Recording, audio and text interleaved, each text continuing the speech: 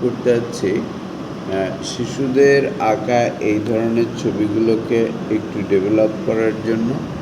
সেটা শিশু শিল্পী এঁকেছে, এবার আমরা সেটাকে মডিফাই করতে যাচ্ছি যে কীভাবে আঁকলে ভালো হবে। এর এখন একটা লাইটের দরকার, অর্থাৎ শ্যাডো তৈরি করে দিলেই এর লাইট তৈরি হয়ে যাবে, সেজন্যই দেওয়া হচ্ছে।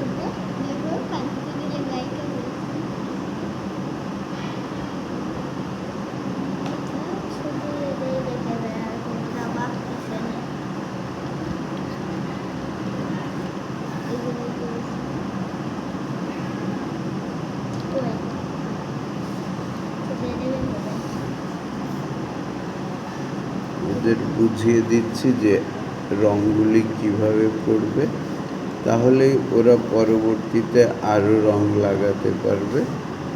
গাছের একদিকে ছায়া আর একদিকে লাইটের প্রাদুর্ভাব হয়ে যাচ্ছে, এবং এই রং দিয়েই যখন ডাল করা হচ্ছে তখন গাছের ডালগুলোও পরিপূর্ণ হয়ে যাচ্ছে।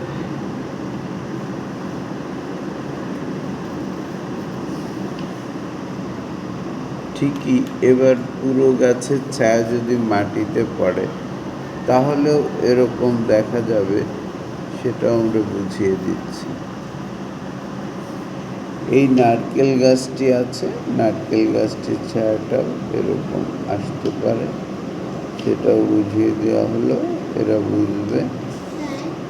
হ্যাঁ স্যার,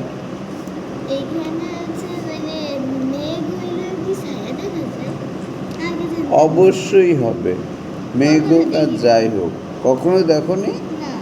এই তুলির দিকে তাকিয়ে দেখো আর এই জানালার দিকে তাকিয়ে দেখো, তোমার পিছনে অবশ্যই ছায়া আছে। আছে হয় যে না, ওই তোমার বাইরে যেরকমই আলো, মেঘ হইলেও দেখবো যে ছায়া হয়ে গেছে। এইভাবে আমরা গাছগুলোকে একটু বের করব।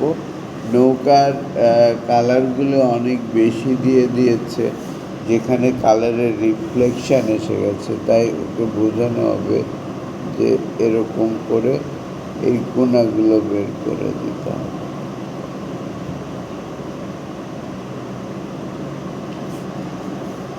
তাহলেই এই ছবির মানটা বেড়ে যাবে। হুট করে এইটাতেও এরকম দেওয়ার ফলে যে এক্সট্রা লাইট তৈরি হয়েছে তা কিন্তু, এই দেখো তুলিটা আমি কিভাবে আঙুলের উপর ভর দিয়ে তারপরে করছি, এটা খেয়াল করতে হবে। তুলির মাথা দিয়ে যত কাজ করবে তত চিকন হবে। তবে আমার স্টুডেন্ট অনেক ভালো দাগ দিয়েছে, আমি খুব হ্যাপি। আরও কিছু দাগ দিয়ে দিলাম। এখন সে বুঝেছে যে পরবর্তী ধাপগুলো ধীরে ধীরে কিভাবে এগোতে হয়। আশা করি আমার আঁকা যারা দেখছেন তারাও বুঝেছেন যে অ্যাকচুয়ালি এভাবেই করলে হয়ে যাবে।